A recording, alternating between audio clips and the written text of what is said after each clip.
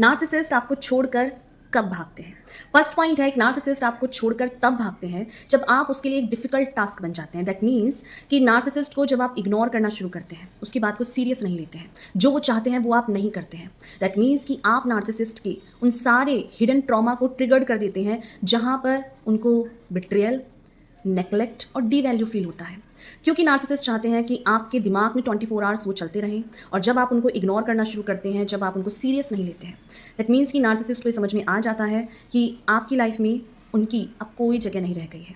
तो यहीं पर वो आपसे भागने की कोशिश करेंगे, और वो भागते इसलिए हैं ताकि आपको ये लगे कि उन्हें कोई फ़र्क ही नहीं पड़ता है।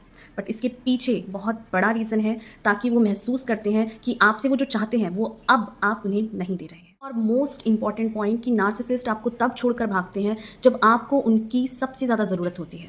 दैट मीन्स कि जब आप बहुत ज़्यादा बीमार होते हैं, जब आप अपनी लाइफ में ऐसी स्टेज में होते हैं जहाँ आपको उनकी हेल्प चाहिए होती है, और आपको चाहिए कि वो आपकी लाइफ में कुछ अच्छा क्रिएट करें, बट इसी स्टेज में वो भाग जाएंगे।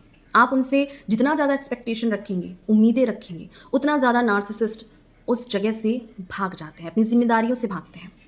अपने हिस्से का काम वो कभी नहीं करते। पॉइंट है जब उन्हें ये पता चल जाता है कि आप उन्हें एक्सपोज कर सकते हैं, क्योंकि एक नार्सिसिस्ट के साथ आप लंबे टाइम तक रहे हैं, तो आपको उनके ऊपर एक पीएचडी लिख सकते हो।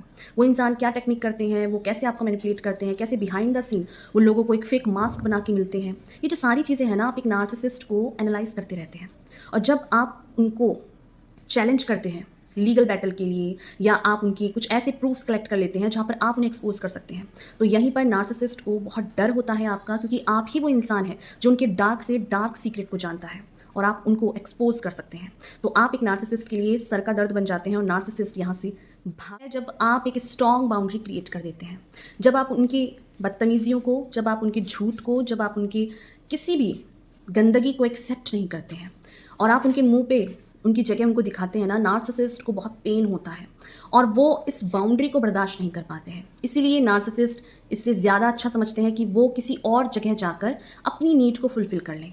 इसीलिए वो बैकग्राउंड में जो सप्लायर्स हैं उनके पास जाते हैं और अपनी नीड को फुलफ़िल करते हैं। आपके साथ एंटरटेन नहीं करते, आपके साथ अपनी गंदगी को सर्व नहीं करते, और भागना ज़्यादा ईजी समझते हैं जब वो आपसे बोर हो जाते हैं। और यहीं पर वो बैकग्राउंड में किसी और सप्लायर्स के पास जाते हैं अपनी नीड को फुलफ़िल करने। आपके पैरेलल में ही वो मल्टीपल जगह एक सोर्स ऑफ सप्लाई की तरह बना के रखते हैं, ताकि जब भी वो बोर हों आपसे या किसी और से, तो वो किसी अदर सप्लायर्स के पास जाके अपनी प्रेजेंट की नीड को फुलफ़िल कर सके। और ये उनका एंटरटेनमेंट है, एक शौक है जिसको वो किसी भी तरीके से पूरा करते हैं। तो आपसे भागकर वो कहीं और जाते हैं अपनी नीड को पूरा करने के लिए।